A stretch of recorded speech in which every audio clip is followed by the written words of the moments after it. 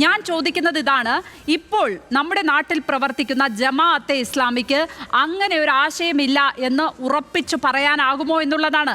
അവരുടെ ഭരണഘടനയിൽ എന്താണ് എഴുതി വെച്ചിരിക്കുന്നതെന്ന് എനിക്കും രാജു പി നായർക്കും കൃത്യമായി അറിയാം, അല്ലേ? അല്ല ലക്ഷ്മി, അത് തന്നെയാണ് ഞാൻ ഇന്ത്യൻ കോണ്ടെക്സ്റ്റിലാണ് ഞാൻ സംസാരിക്കുന്നത്.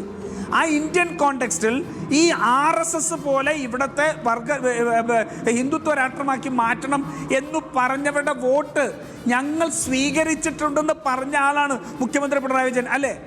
ഞങ്ങൾ ഒരു കാലത്ത് ഞങ്ങൾ RSSന്റെ വോട്ട് വേണ്ട എന്ന് പറഞ്ഞിട്ടുണ്ട്. പക്ഷേ എല്ലാ കാലവും അത് വേണ്ട എന്ന് ഞങ്ങൾ പറഞ്ഞിട്ടില്ല എന്ന് ഈ സമൂഹത്തോട് വിളിച്ചു പറഞ്ഞ ആളല്ലേ.